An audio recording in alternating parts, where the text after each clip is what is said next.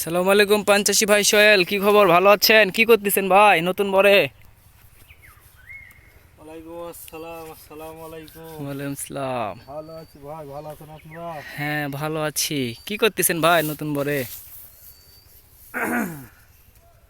আজকের কি কাজ? ভাই, যেহেতু বাঁশের দাম বেশি হয়ে গেছে, হ্যাঁ বিভিন্ন জায়গা এত বড় যে বার হয়েছে, হ্যাঁ হওয়ার কারণে বাঁশের যে এই যে দেখতে পাচ্ছেন একটা সাত আছে, হ্যাঁ। এটা এখন 150 টাকা পিস পর্যন্ত লাগিচ্ছে। 150 টাকা পিস একটা? হ্যাঁ, আল্লাহু আকবার। এখন যেহেতু 150 টাকা পিস নিয়েছে, এখন তো মাপ আছে, একটা যে কোনো মাপের কাঠি আছে, হুম মানে এই মাপের কাঠি হিসাবে প্রথমে বর করতে হয় বাঁশ দিয়ে।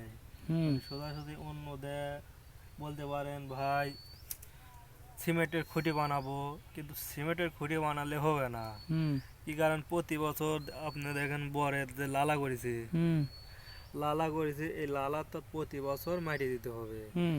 চার সিল দিয়ে দুই ধার যে বেড উঁচা করতে হয়, হ্যাঁ উঁচা করা লাগে, তাই যে প্রতি বছরে মাটি কাটতে হবে নতুন বর, সার টার দিয়ে খোল টোল দিয়ে ও হ্যাঁ। চার সিল দিতে হবে।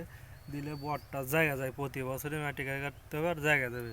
আচ্ছা। জায়গা গেলে সিমেন্টের খুঁটি আর সঙ্গ আর দিতে পারবেন না, হুম দিলে সমান সাপ হয়ে যাবে বর। হুম। আর বাস এর উপরে 8 ইঞ্চি জায়গা দিন, প্রতি বছর সমস্যা হলো না।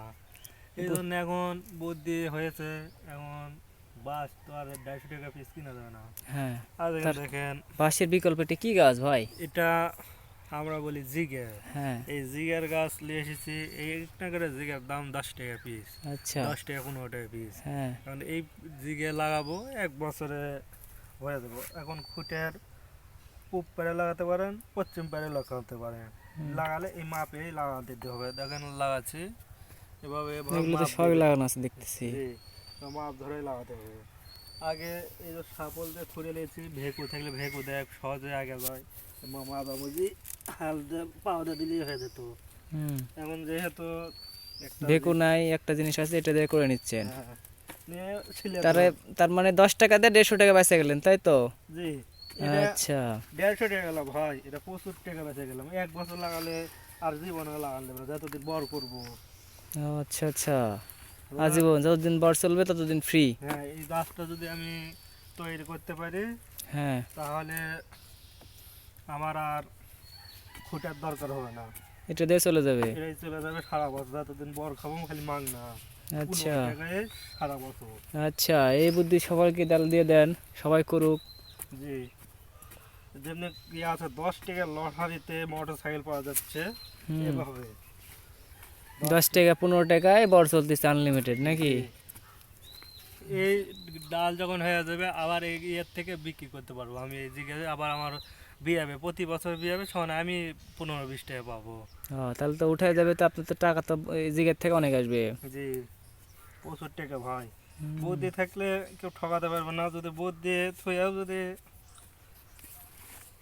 না খাটায়েন, তাহলে তো লস হয়। আচ্ছা, ভালো একটা বুদ্ধি শিখা দিলেন। নতুন বর যারা আছে তারা সবাই এই কাজ করলে সামনে বছর থেকে খুঁটি দেওয়া বাইসে যাবে, তাই না? জি, কিন্তু আমার যে 35টা 40টা খুঁটে ধরালেন আছে এই মাথার থেকে, হ্যাঁ এই খুঁটে পরে বছর এখন বাঁশ বিক্রি করবো।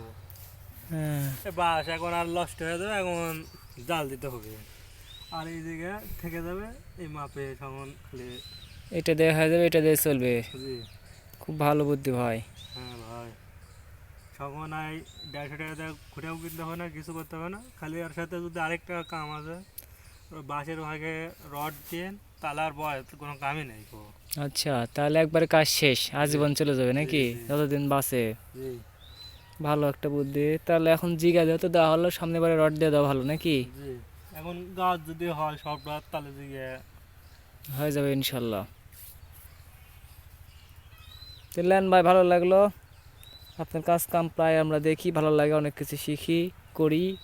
ঠিক আছে ভাই, ভালো থাকেন তাহলে, হ্যাঁ। আচ্ছা ঠিক আছে ভাই।